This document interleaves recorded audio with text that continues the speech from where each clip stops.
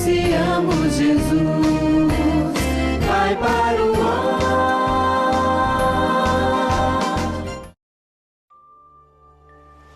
Naquele dia, Jesus saiu de casa e foi sentar-se às margens do mar da Galileia. Numerosas multidões se reuniram em volta dele. Por isso, Jesus entrou numa barca e sentou-se, enquanto a multidão ficava de pé na praia. E Jesus falou para eles muita coisa com parábolas. O semeador saiu para semear. Enquanto semeava, algumas sementes caíram à beira do caminho. E os passarinhos foram e as comeram. Outras sementes caíram em terreno pedregoso, onde não havia muita terra. As sementes logo brotaram, porque a terra não era profunda. Porém o sol saiu, queimou as plantas e elas secaram, porque não tinham raiz.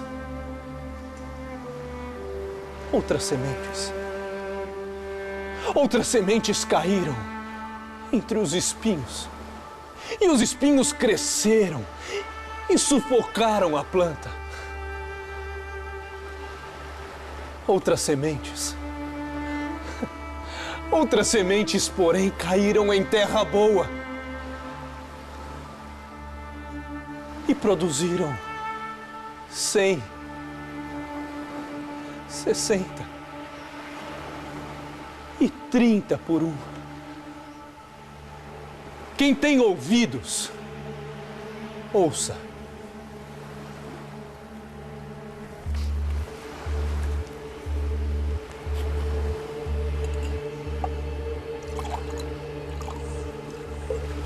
Mestre, por que o senhor usa de parábolas para falar com eles? Porque a vocês foi dado conhecer os mistérios do reino dos céus. Mas a eles não.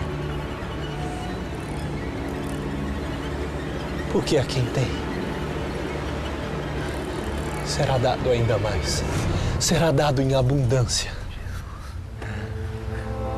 Mas daquele que não tem, será tirado até o pouco que tem. É por isso que eu uso de parábolas. Para que eles olham e não veem. Para que ouçam e não escutem, nem compreendam. Desse modo se cumpre para eles a profecia de Isaías. É certo que vocês ouvirão, porém nada compreenderão. É certo que vocês enxergarão, porém nada verão. Porque o coração deste povo se tornou insensível. Eles são duros de ouvidos e fecharam os olhos para não verem e fecharam os ouvidos para não ouvirem. Não compreenderem com o coração e não se converter.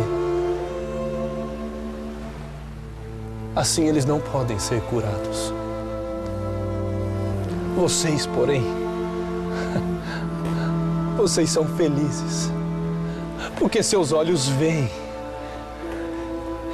e seus ouvidos ouvem. Mestre, bênção, Senhor.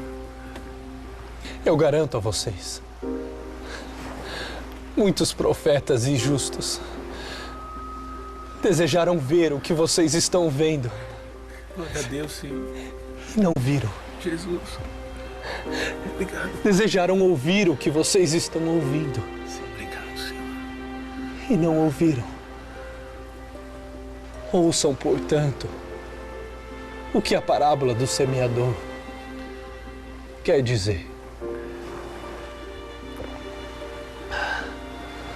Todo aquele que ouve a palavra e não a compreende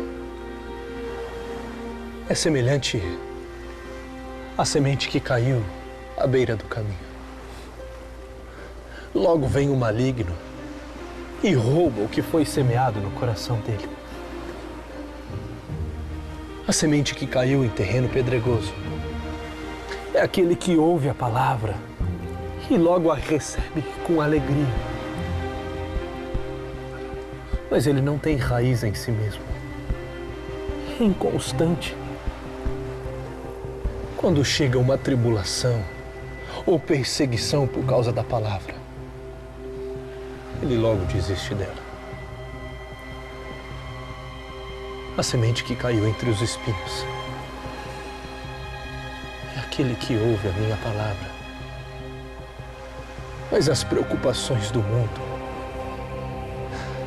e a ilusão da riqueza sufocam a palavra. Ele fica sem dar frutos.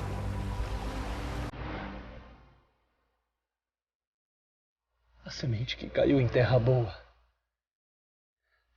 é aquele que ouve a minha palavra e a compreende. Este produz frutos. Um produz 100.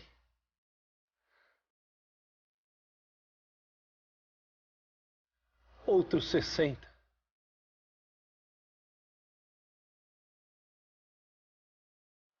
Outro 30 por um.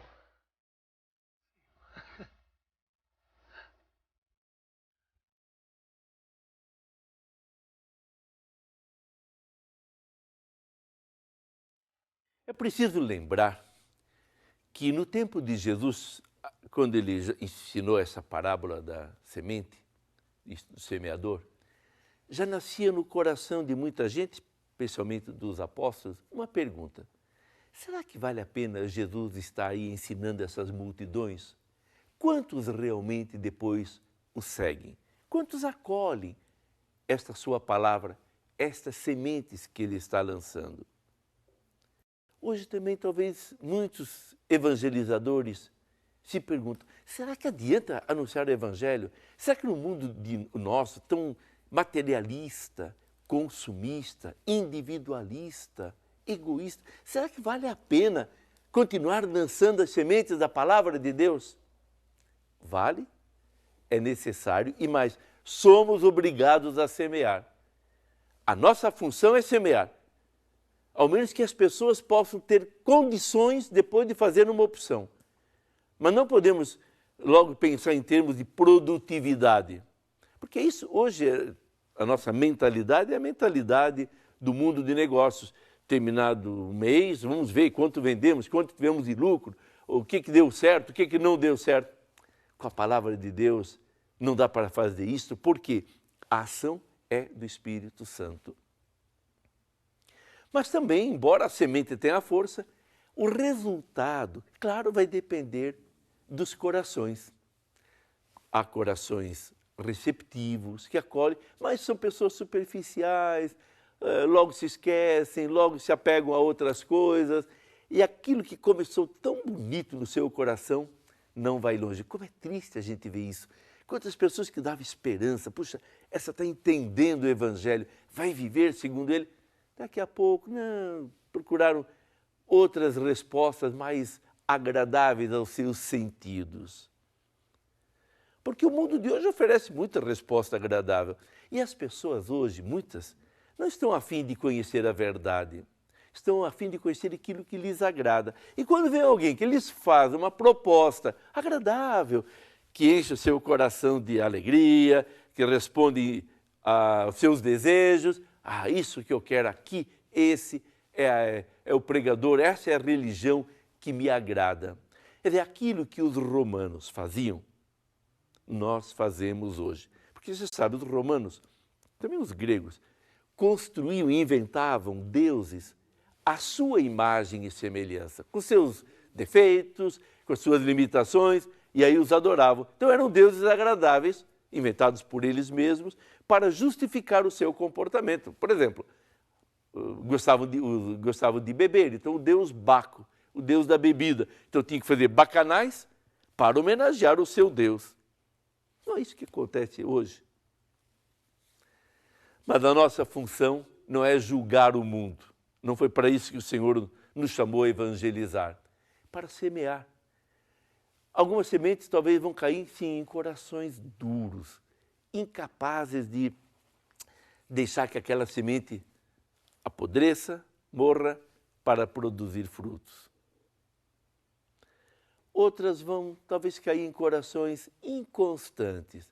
Vai e volta, aceita, se entusiasma, daqui a pouco deixa. São pessoas que precisam viver sempre tendo alguém que as empurre, que desperta um pouquinho de alegria, de entusiasmo, Quer dizer, são pessoas que não estão buscando Deus, estão buscando a si mesmas e o que lhes satisfaz. Então a gente poderia perguntar, então o mundo está dividido nesses vários tipos? Eu diria que não. O nosso coração é um pouco de tudo isso. Em nossa vida acontece tudo isso. Portanto, antes de julgar os outros, dizer, esse tem um coração duro, esse tem um coração inconstante, esse é que nem um espinho, não. Vamos dizer assim, eu tenho um pouquinho de tudo isso. E eu tenho que me preocupar e perguntar, o que eu posso fazer para que essa palavra de Deus, que tem uma força em si, ela realmente caia no meu coração e me transforme e me converta. A conversão não é um passo apenas na minha vida, é uma necessidade diária. Cada dia temos que nos converter para Deus, porque cada dia temos a tendência de tirar das mãos de Deus aquilo que nós mesmos lhe oferecemos. Anunciamos